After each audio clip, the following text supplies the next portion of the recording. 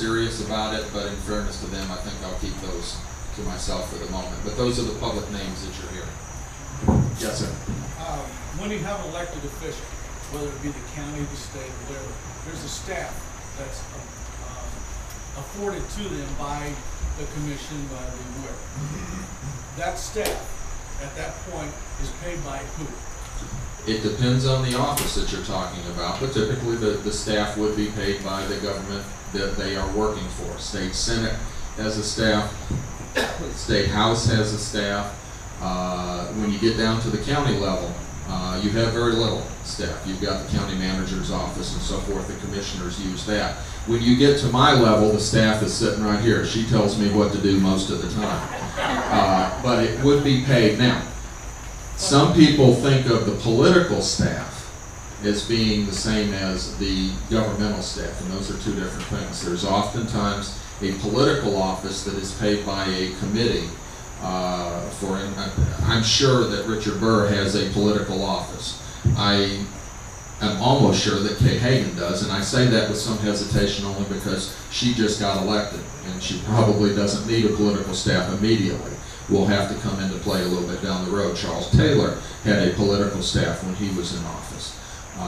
The state parties have a political staff that work for the various members of the party that are in elected office, and of course for the members of the party that are not elected, the Republicans, in my case, across the state. But it depends on which type of issue you're talking about in which office. I'm the county attorney over in Graham County when I wear a different hat. We have very little staff at all. We pretty much do that stuff on our own. Well, I think the real question is when I send my email or I send my letter and it's intercepted by some office staff somewhere, does my representative ever get an accounting of mine with 500 other responses? Does he get an accounting? Does he get a brief written by somebody else to hand it in so that it takes his letter, my letter, their letters, and all of a sudden the guy condenses it down to 5 points and I get a cliff note of what my contingency's doing, which may be altered from what's really being asked by the constituents? Excellent question. And the answer to that one, and I can speak with some firsthand experience on this, is it's going to depend upon who the member of Congress or the state, who the government official is. And I'll give you a few examples as to how this can work. If you write a letter today and mail it today to the President of the United States, maybe in a month or two it will get to the White House, because it has to go through all the security measures and be x-rayed and debugged and have all the white powder checked and all of this stuff. And it literally goes to a mail drop where all of this takes place outside of Washington somewhere. If you write a letter to members of the Senate and the House, I think a lot of that still happens with them as well. If you write your member of the General Assembly and send it to the Raleigh office, it will go to Raleigh, it will be taken by staff. They will then put them together and get them to the member, whoever the member is of that office. Sometimes when you're doing telephone calls, say you're calling your member of Congress, okay? Most of the time what you'll see is that there's a person in the office in Washington, if you call the Washington office, who is sitting there with a notepad. Healthcare reform, HR 3200. I'm for it or I'm against it. You call and say, I'm against it. You become a check on the I'm against it. That goes to the member, hopefully, and they hear about it. Sometimes you'll be surprised and the member will pick up the phone and you'll say, oops, I must have the wrong number. You're an actual congressman. They do that to surprise you because they can say that they've done that.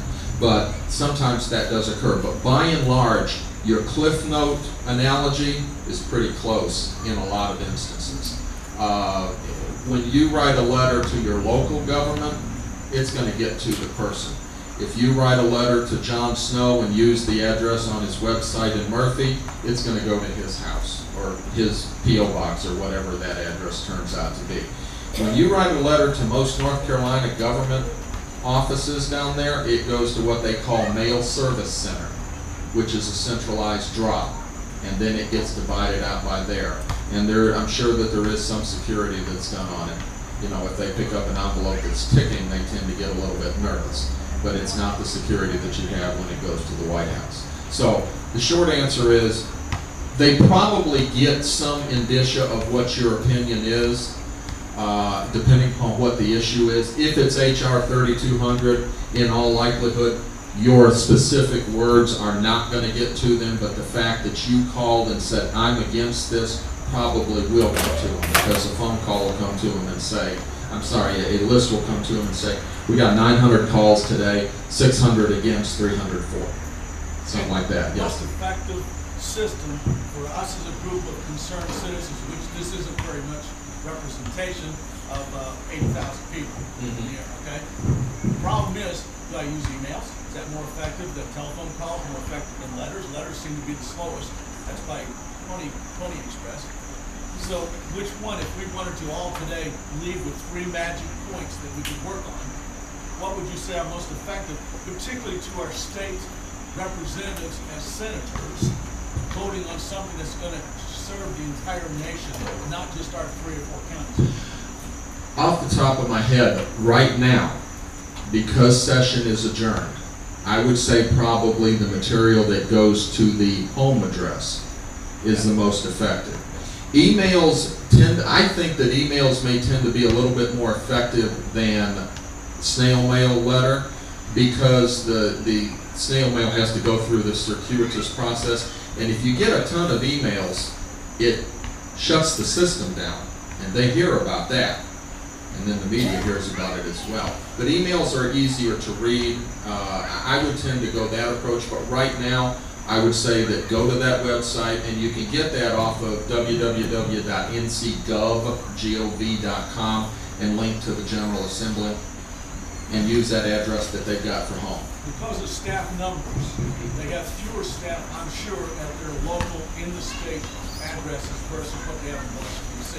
Yes. So they get Well, no, that typically yes, but there are instances when that's not necessarily true. Charles Taylor had more staff locally, far more staff locally in his office than he had in Washington. He worked on the theory that the work was here, and you needed the staff here to do it. His office had fewer staff in D.C. Charlotte. Yeah, I just have one comment. Another takeaway is when your elected reps have some of their staff in the town, need to try to get them in. They don't have to buy a bush and put it in there. excellent. That's or faxes. Faxes, yeah, that's what I fax. Yeah. Let's get lost on these faxes, you get letter. Sometimes we do a well-written letter, a handwritten letter. The staff people, they will pull out, they will say, you got so many letters on this year, this year. They will pull out, well, a handwritten letter that might capture their attention, and they will take those out. And there's one website that I have found that I just love, it's called gov.com.